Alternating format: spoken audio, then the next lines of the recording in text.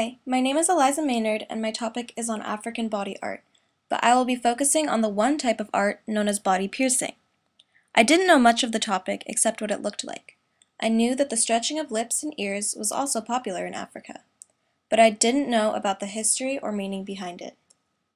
Lip piercing in Africa, which is the stretching of lips with plates, was very popular in Aztec and Mayan cultures. The men of higher classes would wear the discs to show their wealth. The idea of piercing itself is said to have started around 5,000 years ago. In Africa, the Fulani tribes of Nigeria and the Maasai tribes in Kenya used piercings to show beauty, wealth, and even the maturity of a woman.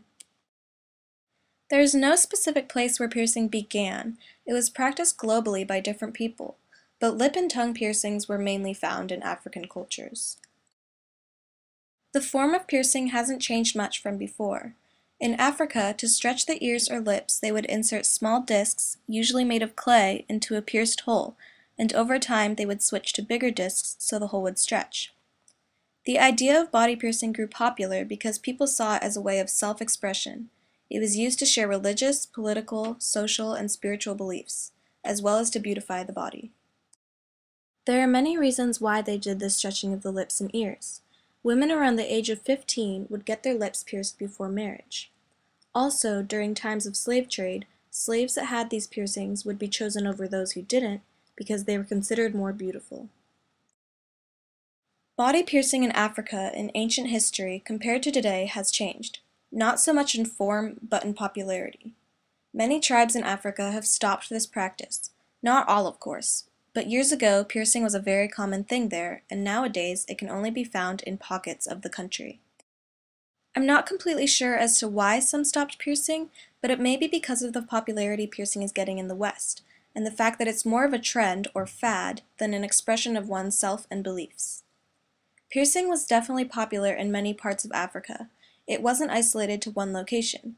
It was popular in Ethiopia, Kenya, Nigeria, and many other places, although it may have stayed generally in the northern parts of Africa. The idea of body piercing in the West in the 20th century was uncommon, but after World War II it became more popular. Although just general ear piercings were culturally unacceptable for women, in the 1960s it grew in popularity, and by the 1970s it expanded even more, because the punk generation loved it. Women and men had many different piercings on their face and body. A man named Jim Ward was the first to bring piercing to the US officially.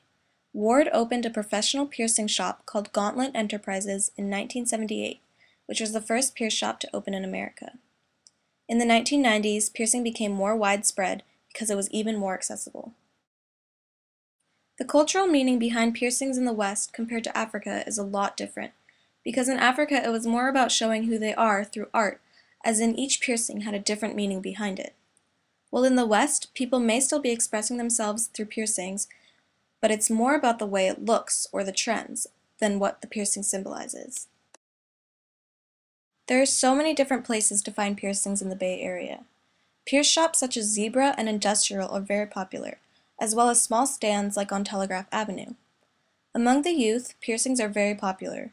Many people now have nose piercings, belly button piercings, cartilage, and many more. The African lip piercing also diffused to America, but it was done in a more toned-down way. Rather than stretching the lip, people would just pierce the lower lip, which is known as the labret piercing. The US has influenced this form of expression in various ways. For example, the way the piercing looks and how it's done. In some shops they will use a pierce gun, and in others just a needle and cork. Nowadays, most piercings are made of metal, and they can come with jewels and in many different colors. In my presentation, I explain how the African body art of piercing diffused to the West and how the form of cultural expression has changed. Culture itself transforms through influence of others and migration of ideas and practices. Thank you.